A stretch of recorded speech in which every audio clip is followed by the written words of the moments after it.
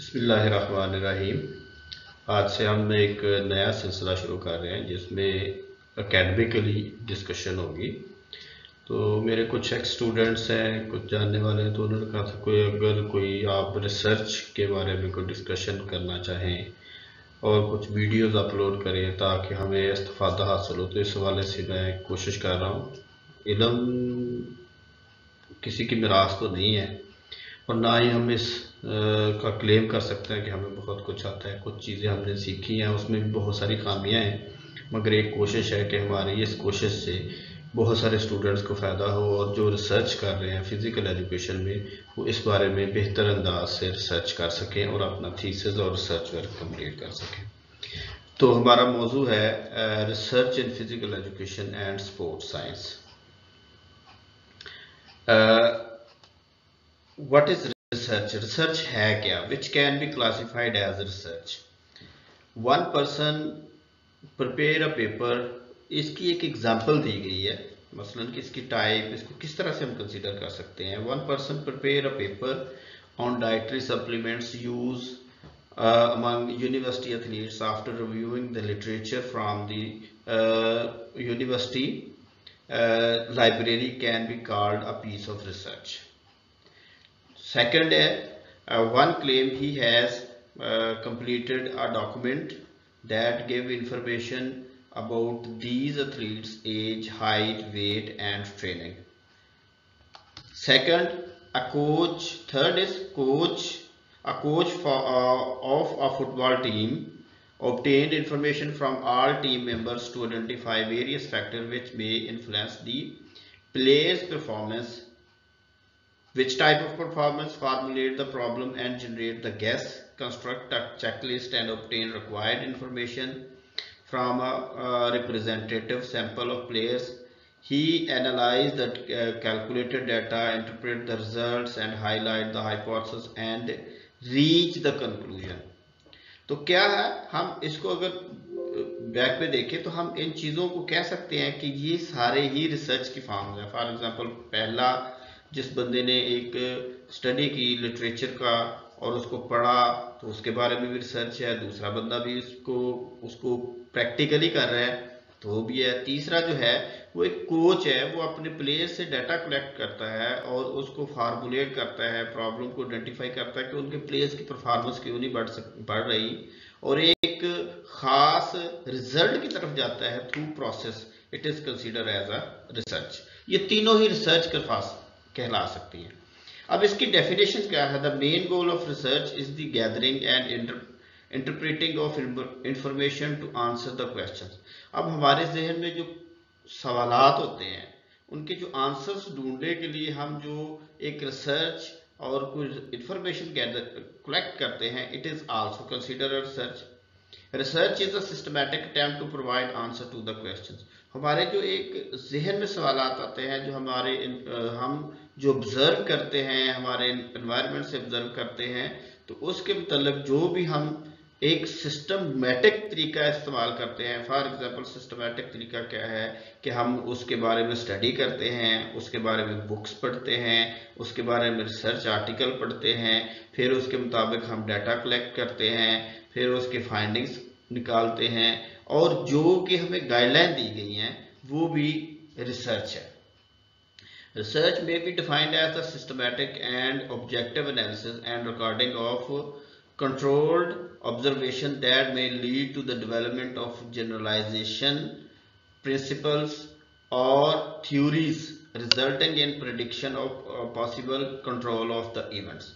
अब ये देखिए कि एक रिसर्च है कि जो हमें सिस्टमैटिकली हमें एक एनालाइज करने के लिए, रिकॉर्ड करने के लिए, अब जो हम इंफॉर्मेशन गैदर करते हैं उसको सिस्टमैटिकली हम करते हैं, जनरलाइज करते हैं, जो कि हम एक फिनोमेना, फॉर एग्जांपल एक हम फिनोमेना के वुमेन पार्टिसिपेशन हो गई या हमारे जो प्लेयर्स हैं वो इंटरनेशनल स्टैंडर्ड के मुताबिक क्यों नहीं परफॉर्म कर रहे, तो उसके मतलब हम प्राइमरी स्कूल से डाटा ले लेते हैं, हाई स्कूल से ले लेते हैं, फिर हमारे जो नेशनल और इंटरनेशनल जो एथलीट्स होते हैं उनसे करते हैं और उनकी प्रॉब्लम को जानते हैं, उनकी सोशल, साइकोलॉजिकल, फिजियोलॉजिकल और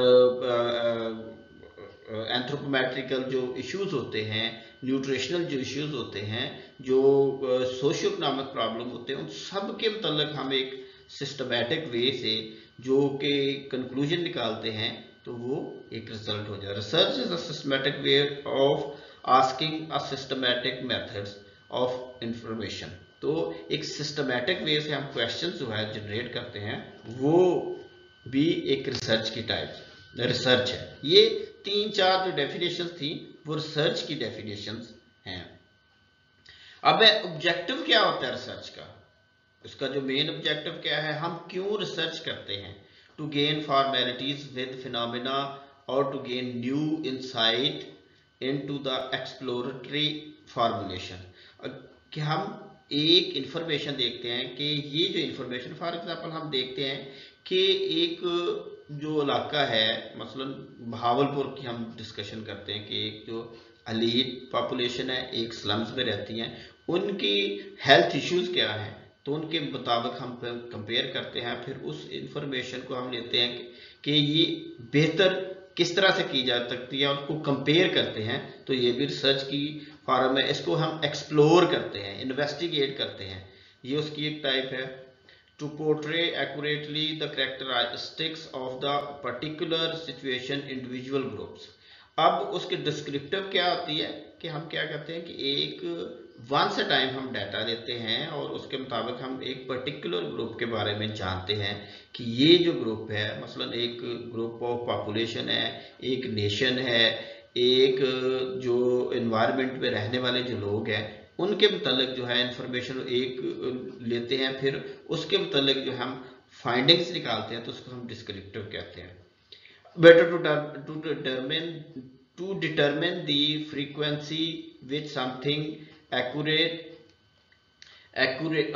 occurs is associated with something else. अब है डायग्नोसिस। मसलन फॉर एग्जांपल हम जो डॉक्टर को आते हैं कि मसलन जो वबा एक फैल जाती है, उसको कैसे पता चलाया जाए कि किस तरह से, जैसे पास्ट में भी कोरोना फैला था, तो उसके बारे में इंफॉर्मेशन गैदर करना, उसकी फाइंडिंग्स करना, उसका रिलेशन निकालना, ये भी है। To test a hypothesis a casual relationship between the findings.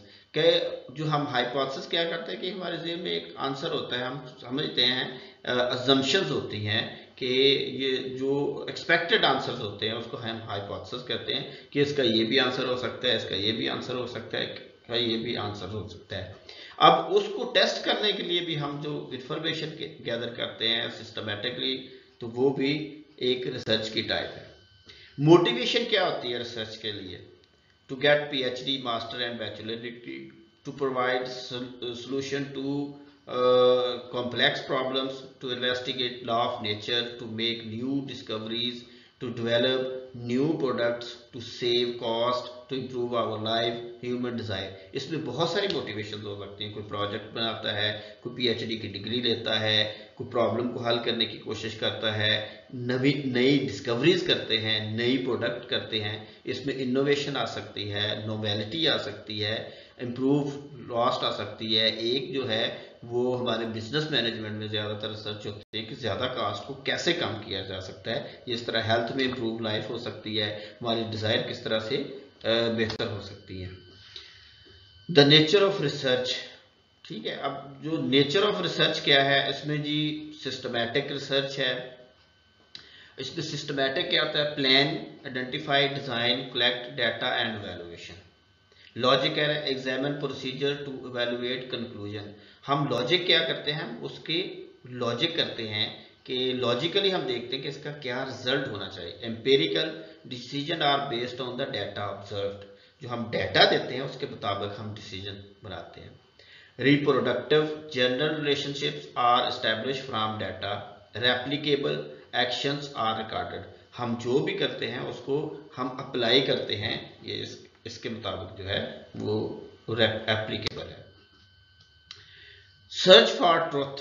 अब जो रिसर्च है वो एक सच्चाई की तलाश भी हो सकती है। Custom and tradition, authorities, personal experience, deductive reasoning, scientific inquiries, ये इसकी जो है मसलन कस्टम एंड ट्रेडिशंस जो होते हैं वो कैसे जनरेट होते हैं, कैसे मॉडिफाइड होते हैं, अथॉरिटीज क्या है, पर्सनल एक्सपीरियंस क्या है, और ये डिडक्टिव रीजनिंग क्या है, फ्रॉम जनरल टू स्पेसिफिक क्या होना चाहिए, फ्रॉम स्पेसिफिक टू जनरल क्या होना, साइंटिफिक इंक्वायरीज।